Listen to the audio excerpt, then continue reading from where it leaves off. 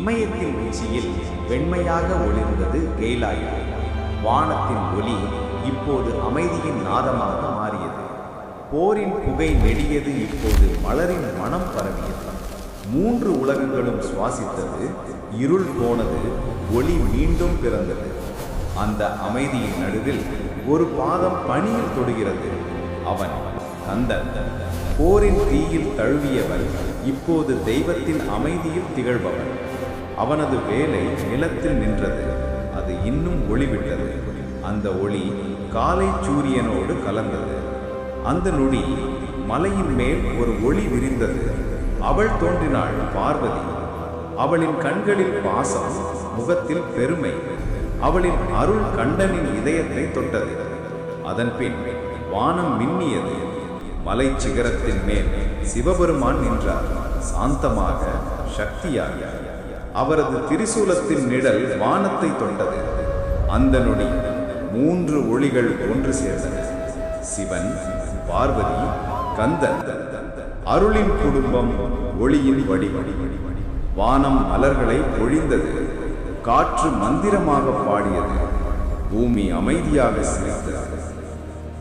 ஒளியின் மீள்பிறப்பு நிகழ்ந்தது.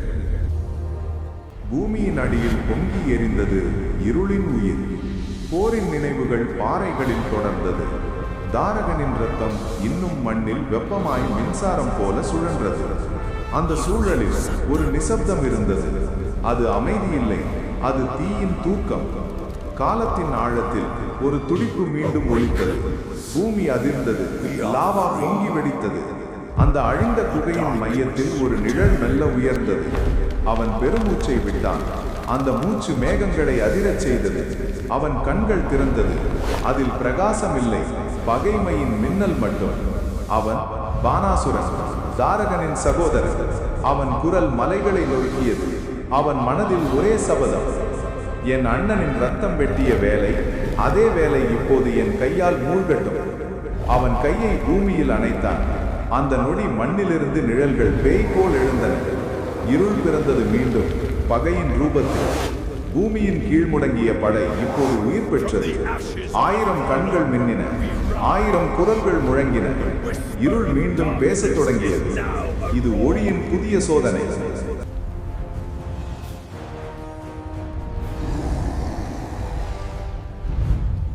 இமயத்தின் உச்சியில் காற்று நிசப்தமாய் நின்றது. வானம் பொன்னாக மின்னியது. அமைதியின் வடிவம் அந்த மலை. அங்கே பனியில் ஜொலிக்கும் ஒரு பாறையின் மேல் அவன் அமர்ந்திருந்தான், கந்தன். அவனது கண்கள் மூடியிருந்தாலும் அவனினுள் ஒளி பாய்ந்தது. அவன் சுவாசத்தில் பிரபஞ்சம் நிம்மதி கண்டது. அவன் இதயத்தின் துடிப்பில் தெய்வீக ஓசை கேட்டது. காற்றில் ஒளித்துளிகள் பறந்தன. அவனது உடலில் மெல்ல கலந்தன.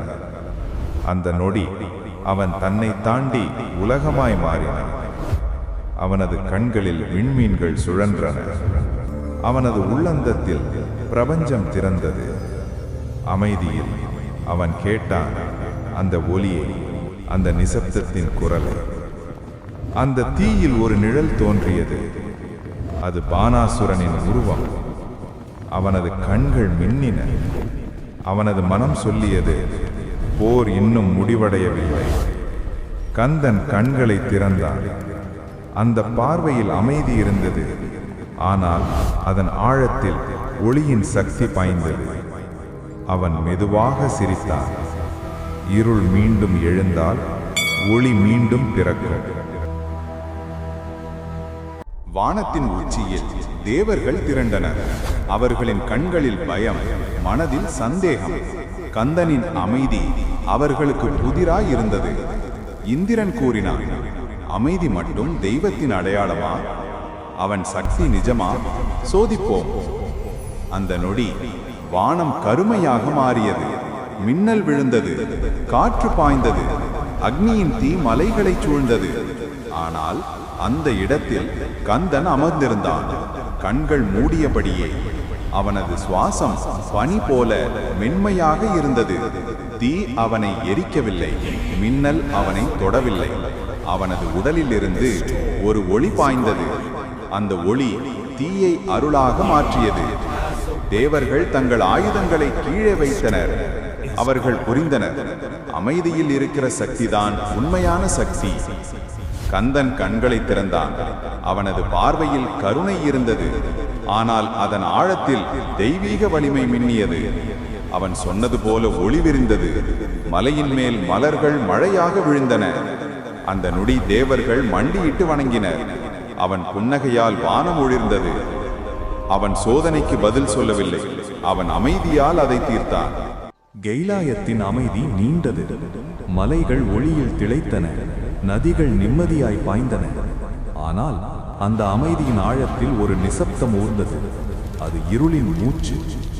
மண்ணின் உட்பகுதியில் தீ மீண்டும் சுடர்ந்தது. பூமி பிளந்தது, கற்கள் கத்தின. அந்த இருளிலிருந்து எழுந்தான் பானாசுரன். தாரகனின் இரத்தம் இன்னும் அவனுள் கொதித்தது. அவனது கண்களில் பழிவாங்கும் நெருப்பு, அவனது உடலில் நரகத்தின் ஆற்றல். அவன் தன் கரங்களை வானத்தை நோக்கி உயர்த்தினான். அவன் குரல் மின்னலாக முழங்கியது. அவன் மூச்சு தீயாய் மாறியது. மண்ணிலிருந்து நிழல்கள் எழுந்தன. ஆயிரக்கணக்கான அசுர படைகள் அவனது கோபத்தில் உருவானவர்கள். வானம் சிவந்தது, மலைகள் நெருப்பாய் தழைத்தன, பூமி எரிந்தது. மனிதர் தேவர் எல்லோரும் அதிர்ந்தனர். அந்த நேரம் கேலாயம் அதிர்ந்தது. அமைதியான குகையில் அமர்ந்திருந்த கந்தனின் அருகே அவனது வேலை முன்னியது. தீயின் நிழல் அதில் பிரதிபலித்தது. கந்தன் கண்களை திறந்தான். அவனது பார்வையில் நெருப்பு இல்லை, ஒளி மட்டுமே. அவனது இதயத்தில் கோபம் இல்லை, கடமை மட்டுமே. அவன் எழுந்தான். அவன் எழுந்ததோடு மலை ஒளியில் மூழ்கியது. அவனது வேலை காற்றில் ஒலித்தது. சரவணபவா என்ற நாதம் பரவியது. இருள் தாக்கியது, ஆனால் ஒளி விழிக்கத் தொடங்கியது. கெய்லாயத்தின் உச்சியில் அமைதி நிறைந்தது. வானம் வெண்மையாய் மின்னியது, மலைகள் ஒளியில் மூழ்கின. அந்த அமைதியின் நடுவில் கந்தன் கண்களை மூடியபடி நின்றான். அவனது உடலில் ஒளி மலர்ந்தது. அவனது சுவாசத்தில் பிரபஞ்சம் உயிர் பெற்றது. அவனது பாதங்களின் கீழ் மண் மின்னியது. அவனது இதயத்தின் துடிப்பில் தீ விழித்தது. அந்த தீ சாதாரண தீ இல்லை, அது பிரபஞ்ச தீ. அந்த தீயில் நெருப்பு இல்லை, அருள் இருந்தது. அது எரிக்கிறது, அது உயிர் பெற்றது. அவன் உள்ளத்திலிருந்து ஒளி பாய்ந்தது. அது விண்மீன்களையும் வானத்தையும் ஒளிரச் செய்தது. நீர், காற்று, மண், அக்னி அனைத்தும் அவனை சுற்றி வட்டமிட்டது. ஒவ்வொன்றும் அவனுள் கலந்தது. அவன் தன்னை தாண்டி தெய்வமாக மாறினான். அவனது கண்களில் விண்மீன்கள் சுழன்றன. அவனது வேலை வானத்தை நோக்கி மின்னியது. அந்த மின்னலில் ஒளி விரிந்தது.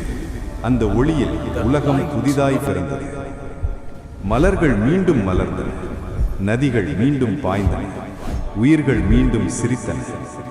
அந்த நொடி பிரபஞ்சம் தன் மூச்சை விடுத்தது. அமைதி திரும்பி வந்தது. அவன் தீயில்லை, அவன் ஒளி. அவன் அழிவில்லை, அவன் உயிரின் தாயாகிய அருள். மலைகள் மீண்டும் சுவாசித்தன. வானம் தன் நிறத்தை மீண்டும் பெற்றது.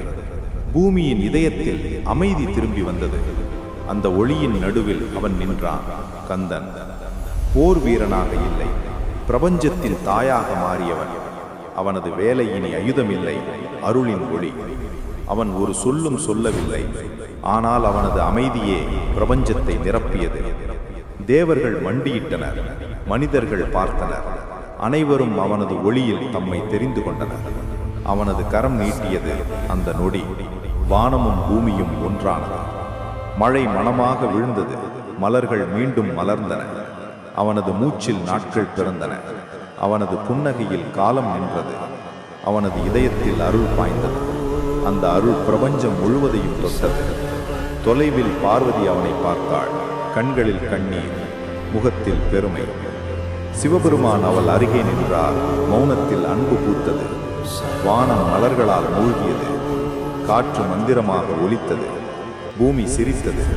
அந்த நொடி கந்தன் சொன்னான், இருள் எத்தனை முறை வரட்டும், ஒளி மீண்டும் பிறக்கும். ஒவ்வொரு இதயத்திலும் அருள் மறையாது. அதுவே என் தீ, என் அமரன் ஒளி. அவன் கண்களை மூடினான். அந்த நிமிடம் வானம் வெண்மையாய் மின்னியது. அவனது வேலை ஒளியாக வானத்தில் உயர்ந்தது. பிரபஞ்சம் அமைதியாக இருந்தது. அந்த அமைதியில் தோன்றியது